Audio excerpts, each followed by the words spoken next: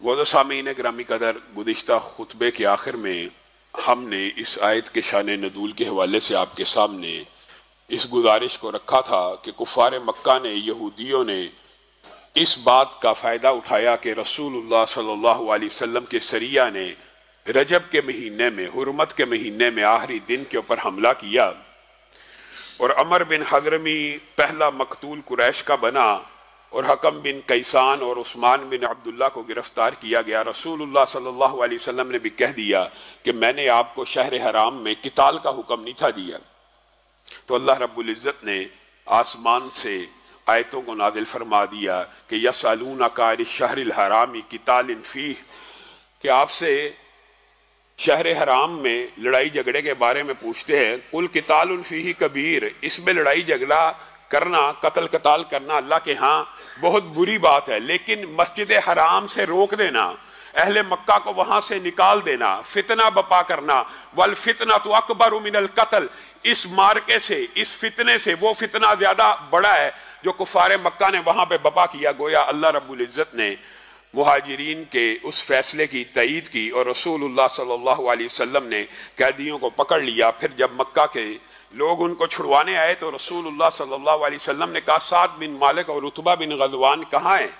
वो लश्कर से पीछे रह गए थे। तो गोया रसूलुल्लाह सल्लल्लाहु अलैहि वसल्लम ने ये पहला माले गनीमत और इसकी बात शिक्के यहाँ पे अल्लाह रब्बुल इज़्ज़त ने कुरान पाक की आयत को नाज़िल फरमा के मुसलमानों की तलीफ़ कल्बी को भी किया और बाद अहकामात माले गनीमत उसके कैदियों के हवाले से नाज़िल भी फरमा दिए। तो रसूलुल्लाह सल्लल्लाहु अलैहि वसल्लम ने जब कैदियों की बात की, उनमें से हकम बिन कैसान ने इस्लाम को कबूल किया, उस्मान बिन अब्दुल्ला को छोड़ दिया गया और उतने में उतबा बिन गज़वान और साद बिन मालिक भी आ गए। ये वो आखिरी सराया हैं जो ग़ज़वा बदर से पहले बपा हुए, जिनका हवाल गुज़िश्ता खुतबात में आपके सामने रखा।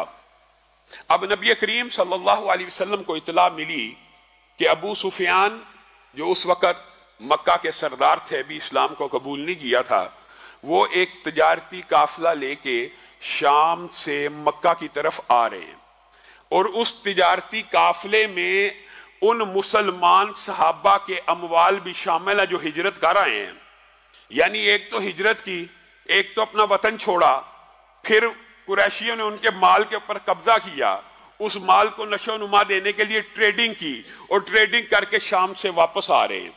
तो रसूलुल्लाह सल्लल्लाहु अलैहि वसल्लम ने यहाँ पर पहली मर्तबा नई जो सराया के सारे अहवाल सुनाए थे वो इसीलिए थे कि इक़दामी जहाद तो रसूलुल्लाह सल्लल्लाहु अलैहि वसल्लम पहले ही कर चुके थे। जब रसूलुल्लाह सल्लल्लाहु अलैहि वसल्लम को ये इत्तला मिली कि मेरे सहाबा का माल भी इस तजारती काफिले में शामिल है, और वैसे भी कबले जंग तो कुरैश मक्का कब के बजा चुके हैं हिजरतों पे मजबूर करके, ये जो बार बार जो वाक़यात आपके सामने चीदा चीदा रखे, यहाँ से आपको इस बात की अच्छी तरह समझ आ गई होगी कि तबले जंग बजाने की इब्तदा भी बुनियादी तौर पे कुरैश मक्का की तरफ से थी। तो रसूलुल्लाह सल्लल्लाहु अलैहि वसल्लम उसको काउंटर किया करते थे और ये सराया जो इक़दामी भेजने का मकसद भी उनके ऊपर रोब दबदबा बैठाना था। यहाँ पे रसूलुल्लाह सल्लल्लाहु अलैहि वसल्लम को यह भी इत्तला मिली कि उस काफिले की हिफाजत में सिर्फ 30 से 40 लोग मुतय्यन हैं। तो रसूलुल्लाह सल्लल्लाहु अलैहि वसल्लम ने अपने सहाबा को कहा, जल्दी निकलो, जल्दी निकलो, अल्लाह रब्बुल इज़्ज़त शायद तुम्हें इस तजारती काफिले को बतौर माले गनीमत के अता कर दे। तो बुनियादी तौर पर यह एक तजारती काफिले को रोकने की जिद्दोजहद का आगाज था। सहाबा को इल्म नहीं था कि कितना बड़ा मार्का इस निकलने की नतीजे में बपा होने वाला है। तो रसूलुल्लाह सल्लल्लाहु अलैहि वसल्लम ने अव्वल बस बिन अमर को भेजा था कि तजारती काफिले का सारा अहवाल ले लो। तो रसूलुल्लाह सल्लल्लाहु अलैहि वसल्लम ने यह हिकमत अमली और स्ट्रेटजी अपनाई कि अगर उस तजारती काफिले को हमारी खबर ना मिलेगी तो हम मक्का से बहुत पहले उसको यरगमाल बना लेंगे और जो मेरे सहाबा साथियों का माल है उसको भी हासिल करेंगे और दीगर माल को भी हासिल कर लेंगे। ये मुआशी ज़रब लगाना भी दुश्मन के ऊपर मकसूद था और ऐलान जंग तो पहले ही हो चुका हुआ था अमर बिन हज़रमी के कत्ल के साथ, और उस कत्ल का फायदा जो उन्होंने उठाया मुसलमानों के खिलाफ प्रोपोगंडा करके वो आपके सामने रखा था।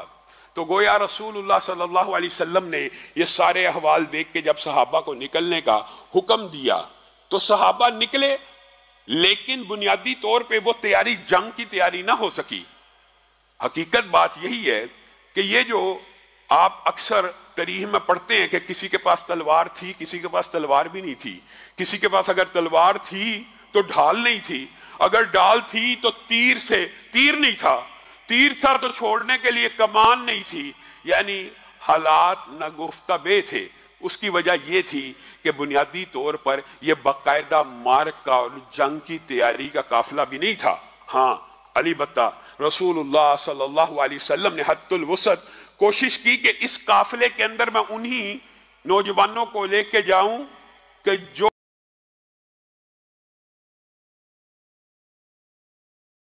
वहां पे अगर हालात जंग के पेश आ जाएं, अगर लड़ाई के पेश आ जाएं तो मुकाबला करने की सकत भी रखते हो। इसकी सबसे बड़ी दलील इस हिकमत अमली की ये है, ये बड़ी अजीब बात थी और अल्लाह रब्बुल इज्जत को यही मंजूर था और अल्लाह रब्बुल इज्जत ने इसीलिए इस काफिले और लश्कर के सारे गुनाहों को मुआफ किया कि जो जज्बे के साथ तो निकले कि रसूलुल्लाह ने हुक्म दिया बस हमने निकलना है, ये नहीं पूछा कहां जा रहे हैं, क्या इरादा है। रसूलुल्लाह सल्लल्लाहु अलैहि वसल्लम ने सिर्फ इतनी इतला दी थी कि शायद अल्लाह ताला तुम्हें एक गिरोह के ऊपर, एक काफिले के ऊपर बर्तरी दे दे, सबकत दे दे। तो ये जो जज्बे के साथ निकले थे, इसी जज्बे के तहत अब्दुल्ला बिन उमर भी और बरा बिन आज़ब भी निकले। तो रसूलुल्लाह सल्लल्लाहु अलैहि वसल्लम ने पहले ही पड़ाव में इन दोनों की उम्रों को देखा और कहा आप हमारे साथ शामिल नहीं हो सकते, आप अभी उम्र में कम हैं। लेकिन इन बच्चों के अंदर भी ये जज्बा जिहाद इतना मौजूद था कि रसूलुल्लाह सल्लल्लाहु अलैहि वसल्लम ने भी पहला ऐलान किया है। और बाद रवायात के अंदर आपको पता है ये गज़वा बदर के मार्के की ये जो इब्तदा है, ये अव्वल एक तजारती काफिले को रोकने की एक मतभेड़ थी। तो यहाँ पे इस काफिले की जो तादाद है उसके हवाले से तारीख में इख्तलाफ मौजूद है। सबसे मारूफ बात जो आप सुनते हैं वो 313 की तादाद है, 314 की तादाद है। तो ये बात सबसे ज्यादा मारूफ है, लेकिन तारीख की बाद रवायात के अंदर इनकी तादाद 320 और 340 तक भी आती है। मारूफ तादाद 313 है और बहुत से मुहद्दिसीन ने इस तादाद और इस अदद के ऊपर भी बहुत से इस्तदलालात किए कि जो मूसा का लश्कर था, जो बनी इसराइल का लश्कर था, और इस तरह बड़े बड़े उलुल अज़म रसूल हैं उनकी तादाद 313 है, उस लश्कर की तादाद भी 313 थी, इस लश्कर की तादाद भी 313 है। तो बुनियादी तौर पे इस अदद को वज़ाइफ के अंदर भी कसरत के अदद के साथ लिया जाता है। यानी अगर आप किसी को कोई बात कहें कि यार ये वजीफा कसरत से पढ़ा करो, तो उसका जो इब्तदाई अदद है वो आम मानों में जो राकी उलमा वाइज़ीन बताते हैं वो कहते हैं 313 मरतबा पढ़ लो तो गोया आपने कसरत को पा लिया। तो ये 313 के आदत के साथ रसूलुल्लाह सल्लल्लाहु अलैहि वसल्लम निकलते हैं। और यहाँ पे एक बात समझने की जरूरत है, रसूलुल्लाह सल्लल्लाहु अलैहि वसल्लम जब भी निकले हैं, ये 12 रमजानुल मुबारक था, सन 2 हिजरी थी। रमजान के आलम में, रोज़ों के आलम में रसूलुल्लाह सल्लल्लाहु अलैहि वसल्लम निकल रहे हैं और पीछे अपनी नियाबत में किसको अमीर बना के गए हैं? अब्दुल्ला बिन उम्मे मखतूम, मशहूर साहबी, आप सब ने उनके बारे में सुना हुआ है, अब्दुल्ला बिन उम्मे मखतूम। अब ये जो साहबी हैं ये कौन है? नाबीना है। यहाँ पे रसूलुल्लाह सल्लल्लाहु अलैहि वसल्लम ने इनको मदीना में अपनी जगह अमीर बनाया। और मैं आपको बात आई है ज़िमनी तौर पे तो ये बात भी बतला दूं कि अब्दुल्ला बिन उम्मे मखतूम को ये एजाज़ हासिल है कि रसूलुल्लाह सल्लल्लाहु अलैहि वसल्लम ने 13 मरतबा अपनी जिंदगी के अंदर उनको अपना नायब बनाया। और है क्या? नबीना है। कोई इख्तिलाफी बात नहीं करना चाहता, लेकिन आप खुद यहां से अंदाजा लगा लीजिए कि बाद लोग ये जो कहते हैं कि नबीना को इमाम नहीं बनना चाहिए, यहां पे वो किसकी नियाबत कर रहे हैं? रसूलुल्लाह सल्लल्लाहु अलैहि वसल्लम। मस्जिद के इमाम नहीं है, यहाँ पे रसूलुल्लाह सल्लल्लाहु अलैहि वसल्लम के नाइब बन के पूरी इस्लामी रियासत के अमीर बन रहे हैं। और हमारे यहाँ बाद लोगों को ये मुगालता लगा कि इमाम मस्जिद के लिए या मुस्तकिल इमाम के लिए ये शर्त होनी चाहिए कि वो नबीना ना हो।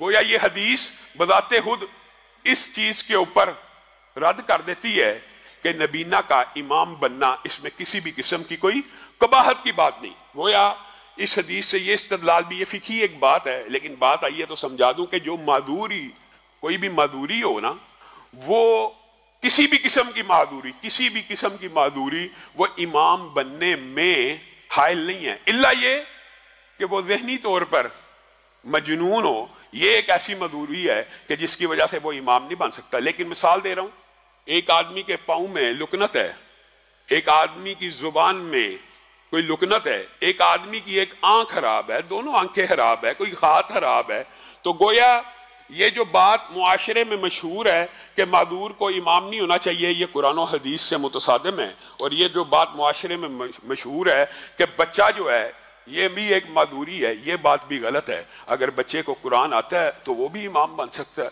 अगर बड़े को कुरान आता है वो भी इमाम बन सकता है। खैर ये बात तो आ गई। अब ये जो अब्दुल्ला बिन उम्मे मखतूम है, बात आई है तो ये बात भी समझ लीजिए, इनका जो मकाम व मर्तबा है वो इस कदर ज्यादा है और सहाबा इनका इस कदर एहतराम किया करते थे कि आप हैरान रह जाएं। और ये खुद जज्बा जिहाद के कितने शौकीन थे, आप ये भी सुन के हैरान रह जाएंगे। ये रसूलुल्लाह सल्लल्लाहु अलैहि वसल्लम के पास आते थे और कहते थे मुझे जिहाद में ले जाओ। अब जिहाद के अहकामात में अल्लाह ताला ने अंधे को, लंगड़े को इजाजत दी थी ना कि जो मादूर हैं, जब ये आयतें नाज़िल हुई कि घर में बैठने वाले और बाहर बैठने वाले बराबर नहीं है, और इसके बाद अल्लाह ताला ने इजाजत दे दी कि अंधे पे कोई हरज नहीं निकले, लगड़े पे कोई हरज नहीं, तो लोगों ने यह सोचा था कि शायद इससे जज्बा जिहाद कम हो जाएगा। लेकिन सहाबा का इन आयतों के बाद जज्बा जिहाद बढ़ गया। हालांकि इजाजत दी जा रही है मादूर जिहाद पे ना जाए, और जब ये इजाजत मिल जाए तो ऑटोमेटिकली होना तो ये चाहिए था फितरी तौर पे कि जज्बा जिहाद कम हो जाता, लेकिन सहाबा का बढ़ गया। अब्दुल्ला बिन उम्मे मखतूम रसूलुल्लाह के पास आए, कहा ये कैसी बात है, मैं जिहाद करना चाहता हूँ। रसूलुल्लाह सल्लल्लाहु अलैहि वसल्लम मुस्कुराया करते थे, और ये तफसीली वाक़या हज़रत उमर की जिंदगी में भी आया, उनकी आखिरी जिंदगी का जो मार्क है उस हवाले से भी यही बात उन्होंने हजरत उमर को भी की थी जंगे कादसिया के मौके के ऊपर। ए उमर, मुझे भेजने में तुझे क्या खतरा है? हजरत उमर ने कहा मुआज़ल्लाह, मुझे तो कोई खतरा नहीं है, लेकिन जंग के अंदर बहरहाल आंखों का होना, तलवार का चलाना एक लाजमी सी अमर है। उमर, मैं तुझे उसके बदले में एक बात ना बतलाऊं, ये कादसिया का मार्का ईरानियों के साथ जो बपा होने वाला बहुत बड़ा लश्कर है, कोई आंखों वाला होगा तो लश्कर की तादाद देखकर अपनी शिकस्त देख के भाग खड़ा होगा। मैं अंधा हूं, मुझे क्या पता किसको फतह मिल रही है, किसको शिकस्त मिल रही है। अल्लाह की कसम, उस वक्त तक परचम को गिरने नहीं दूंगा जब तक जान जिस्म में बाकी होगी। यही बातें ये रसूलुल्लाह से भी किया करते थे, और यही बातें ये हजरत उमर से कर रहे हैं। और बात आई है ज़िमनी तौर पे तो आप हैरान रह जाएं, हजरत उमर ने इनको जंगे कादसिया की इजाजत दे दी थी, और ये जंगे कादसिया में अलम उठाते हुए मुसलमानों को इस जंग के अंदर फतेह अजीम हासिल हुई। लेकिन एक दो लम्हे ऐसे आए थे जब ईरानियों ने इतना शदीद हमला किया था कि अब्दुल्ला इब्ने उम्मे मखतूम की गर्दन में भी तीर लग गया। लेकिन जब शहीद हुए तब भी अलम हाथ में पकड़ के सर से ऊंचा उठाया हुआ था, और इनको इस आलम में वहां पे मुसलमानों ने जनाजा पढ़ के दफन किया है। इनकी सीरत के हवाले से आज बात आई है तो सुन लीजिए, इनको एक एजाज और भी हासिल है, और वो एजाज नहीं है, वो इस्लाम का एक फिकही चैप्टर भी है, फिकही कायदा भी है और कुलिया भी है। रसूलुल्लाह सल्लल्लाहु अलैहि वसल्लम कुरैश मक्का के सरदारान के बारे में फिक्रमंद रहते थे। यानी कुरैश मक्का के जो सरदार और रऊसा थे ना, उनको तबलीग करने के लिए रसूलुल्लाह सल्लल्लाहु अलैहि वसल्लम के दिल में बहुत लगन थी, जज्बा था, और होना चाहिए। रसूलुल्लाह सल्लल्लाहु अलैहि वसल्लम का ये जहन था, अगर ये सरदार इस्लाम कबूल कर लेंगे, पूरा का पूरा कबीला इस्लाम कबूल कर लेगा। और ये इस्लाम की एक हिकमत अमली रही है कि सरदारान, रऊसा, उमरा, आपके भी इलाके का जो MNA है या गवर्नर है या IG है या DIG है, बुनियादी तौर पे तबलीग अगर इस सतह पे होगी, अगर वो एक बंदा भी दुरुस्त हो जाएगा तो सैकड़ों लोगों की हिदायत का सबब बन जाएगा। ये एक आम सी बात है, इसके अंदर कोई भी अचंभे की बात नहीं थी। तो रसूलुल्लाह सल्लल्लाहु अलैहि वसल्लम भी इसी फितरी तकाजे के तहत कुरैश मक्का के सरदारों के बारे में ज्यादा तमा रखते थे कि ये इस्लाम कबूल कर लें। और रसूलुल्लाह सल्लल्लाहु अलैहि वसल्लम की मजलिस में अब्दुल्ला बिन उम्मे मखतूम जब उस वक्त आया करते थे तो कुरैश मक्का अपनी फितरी किबर, नखवत और गरूर की वजह से ये कहते थे कि एक नबीना, एक मफलूकुल हाल हमारी मजलिस में आके बैठ जाता है और हमारी गुफ्तगू सुनता है, हमारी मजलिस शेयर करता है, खाता पीता है, रसूलुल्लाह की सल्लल्लाहु अलैहि वसल्लम के साथ बैठ जाता है, हम उनसे डायलॉग कर रहे होते हैं, मुकालमा चल रहा है, बहस चल रही है। ये एवी जिस तरह आम मुआशरे में मुआद अल्लाह, ये एवी एक गरीब सा बंदा आ जाता है, हमारी मजलिस को आके खराब कर देते हैं। रसूलुल्लाह सल्लल्लाहु अलैहि वसल्लम उनकी बातों को इग्नोर करते रहे। एक मर्तबा इसी तरह रऊसाए कुरैश की मजलिस बपा थी, रसूलुल्लाह सल्लल्लाहु अलैहि वसल्लम उनको इस्लाम ही की तबलीग कर रहे थे। अब्दुल्ला इब्न उम्मे मकदूम आ गए और आके कहने लगे, अल्लाह के रसूल मुझे ये बात बतलाइए, ये बात बतलाइए, ये बात बतलाइए।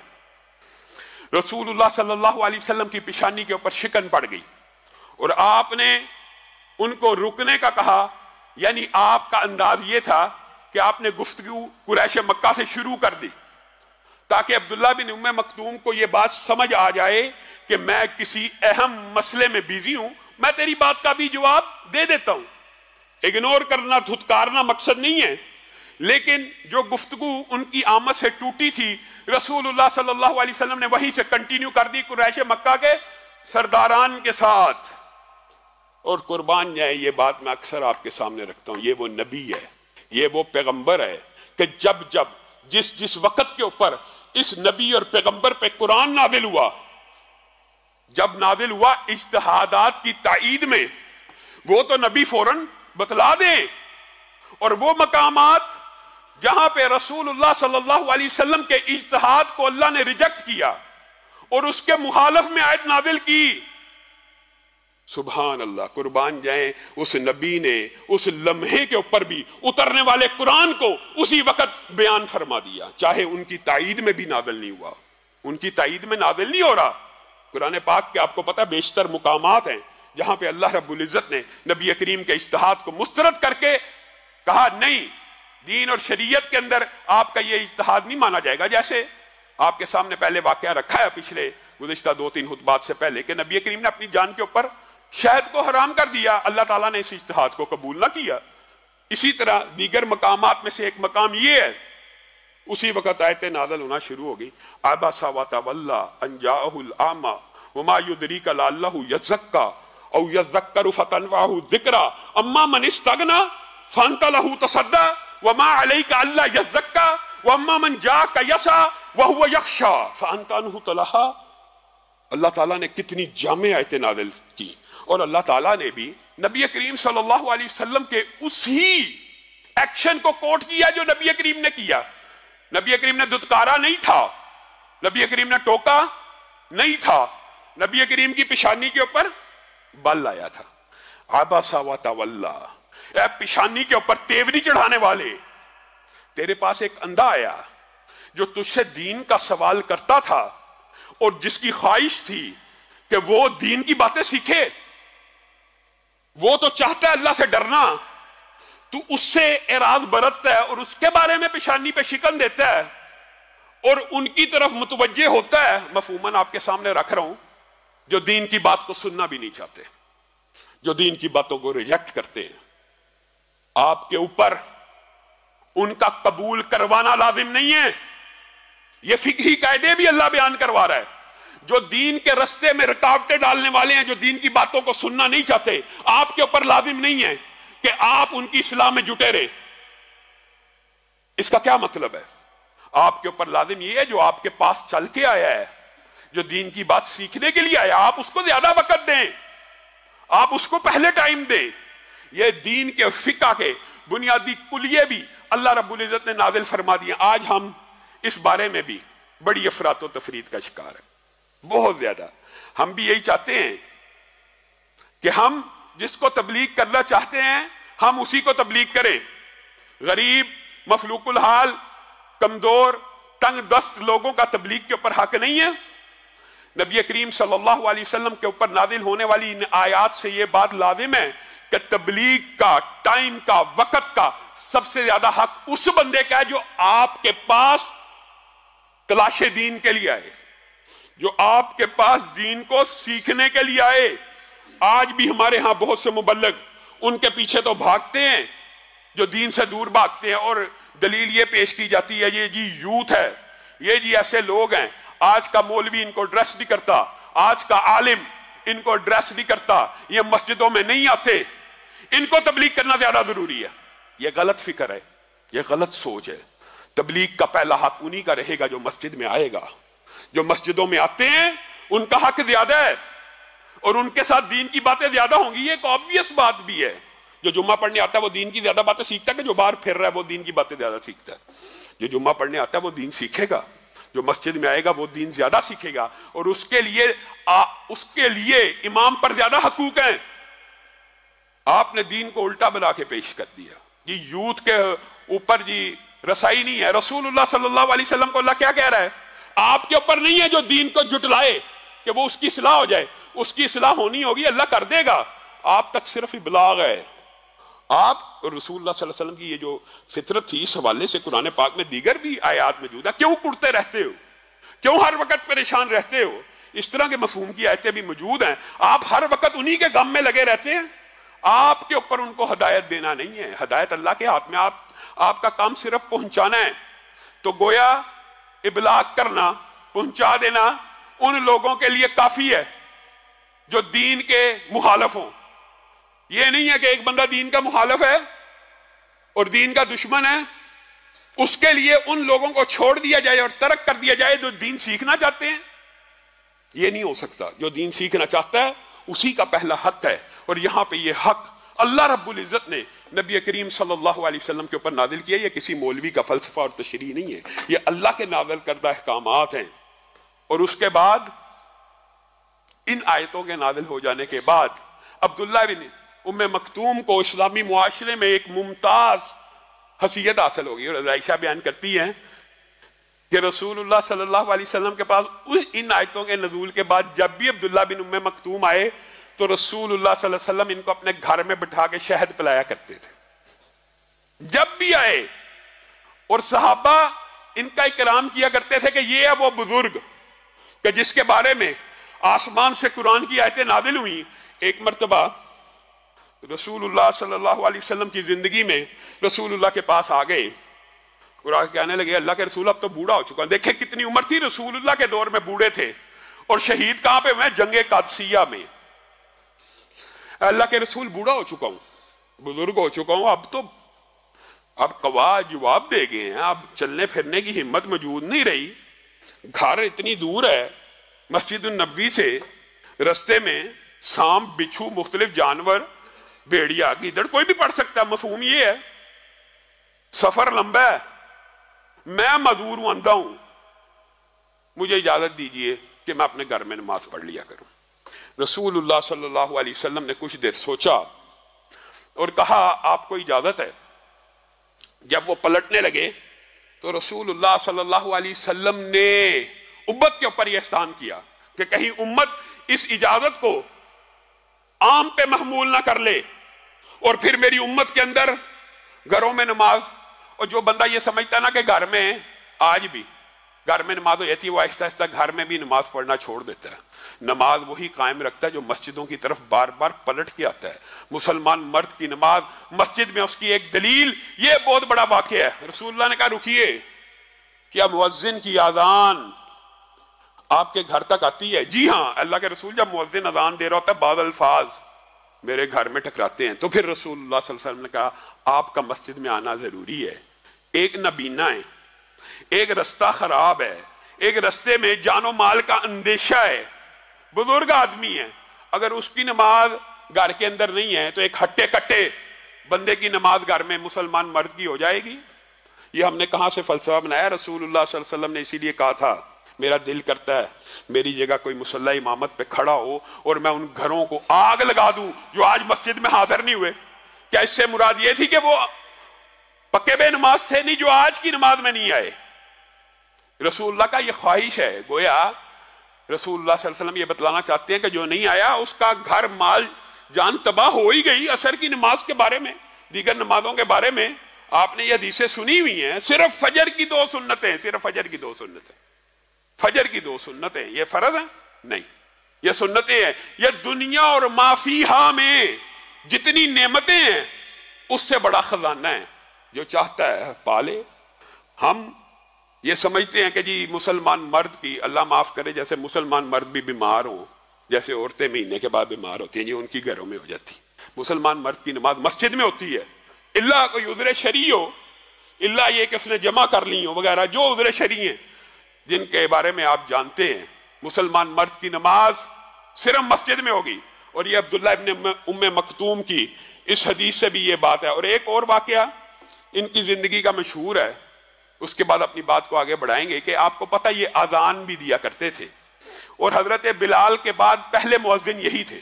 इस्लाम के पहले मुअज्जिन हजरत बिलाल, उनके बाद ये जो फिकी कुलिया और कायदा आज आप देखते हैं मस्जिदों में, इसकी बुनियाद भी ये हदीस है। होता ये था कि हजरत बिलाल ने अजान दी तो इकामत अब्दुल्ला बिन उम्मे मखतूम कहा करते थे, फिर अब्दुल्ला बिन उम्मे मखतूम ने अजान दी तो इकामत बिलाल कहा करते थे। तो रसूलुल्लाह सल्लल्लाहु अलैहि वसल्लम ने फिर ये फैसला नाजिल फरमाया, फैसला फरमाया ज़ाहिर अल्लाह की ताईद के साथ कि उसका हक पहले है जो अजान दे वही इकामत कहे। ये जो फिकी कुलिया है कि अगर अजान देने वाला इकामत के वक्त खड़ा हो और वो कहे मैंने इकामत देनी है, तो फिर कोई दूसरा शख्स इकामत नहीं दे सकता। अगर वो इजाजत दे दे अलग बात है, लेकिन जिसने अजान कही हो उसी का पहला हक है वही इकामत कहे। अगर वो वहां पे इमाम के पीछे खड़े होकर कह दे इकामत मैंने देनी है, तो फिर किसी और नमाजी को यह हक हासिल नहीं है कि वो इकामत के। ये रसूलुल्लाह सल्लल्लाहु अलैहि वसल्लम ने बयान कर दिया। तो फिर ये अलग अलग अजान का इन्होंने आपस में डिस्ट्रीब्यूशन कर दिया। और रमजान के हवाले से जो आपने हदीसें पढ़ी है कि 2 अजानें हुआ करती थी, वो यही 2 सहाबा थे, एक हजरत बिलाल और एक अब्दुल्ला बिन उम्मे मखतूम। और ये बात भी आई है तो समझ लीजिए कि 2 अजानों की बुनियाद रसूलुल्लाह की जिंदगी में मौजूद थी। और वो कौन सी थी? फजर से पहले जो अजान दिया करते हैं बुनियादी तौर पे उसको तहज्जुद की अजान कहा जाता है, और बाज़ अदला में आज भी पाकिस्तान में दी जाती है, लेकिन उन अहादीस के अंदर उसको सहरी की तैयारी की अजान कहा गया है। गोया लोग उठ जाएं, तहज्जुद पढ़ें, सहरी की तैयारी करें, खाना खाना शुरू कर दें, और जब अब्दुल्ला बिन उम्मे मखतूम अजान दें तब खाना, यानी वो फजर का वक़्त है। 2 अजानों की असल बुनियाद रसूलुल्लाह सल्लल्लाहु अलैहि वसल्लम के दौर में भी मौजूद है। तो ये बात कहना कि ये 2 अजानें भी रसूलुल्लाह सल्लल्लाहु अलैहि वसल्लम की जिंदगी के बाद हुई थी, ये बात भी एक गलतुल आम है जी, मुआशरे में मशहूर है जी। ये बात बातें ऐसी हैं जो मुआशरे में इंतहाई गलतुल आम है। ये जी तरावियाँ जो है ना, ये रसूलुल्लाह के बाद हुई थी। रसूलुल्लाह ने अपनी जिंदगी में 3 मरतबा इसकी जमात कराई। इस तरह ये 2 अजानें जी रसूलुल्लाह के बाद थी। कैसे? रसूलुल्लाह की जिंदगी में ये 2 सहाबी फजर से पहले 2 अजानें दिया करते थे, एक सहरी की इब्तिदा में यानी तहज्जुद के वक़्त में, और एक फजर से पहले। इसका मतलब ये है कि हजरत उस्मान ने ये जो इज्तिहाद किया था ये रसूलुल्लाह सल्लल्लाहु अलैहि वसल्लम की हदीस से माखूज था। स्पीकर तो मौजूद नहीं था, लाउड स्पीकर तो मौजूद नहीं था, तो हजरत उस्मान ने क्या किया? कहा ये जो अजान यहाँ पे मदीना में दी जा रही है ये तो मदीना के रिहायशी सुन रहे हैं, लेकिन जो बाजार है वहां तक को अजान की आवाज जा ही नहीं रही। क्या किया जाए? एक बंदा मुकर्रर किया कि जिस वक्त मस्जिद नबी में अजान हो रही हो तुम बाजार में भी दे दिया करो। इसमें किसी किस्म की भी कोई हरज की बात नहीं है, लेकिन अब स्पीकर है, अब तो एक स्पीकर कई कई किलोमीटर तक आवाज चली जाती है। वो जो स्ट्रेटजी और हिकमत अमली थी, जो इल्लत थी, वो पूरी हो जाती है।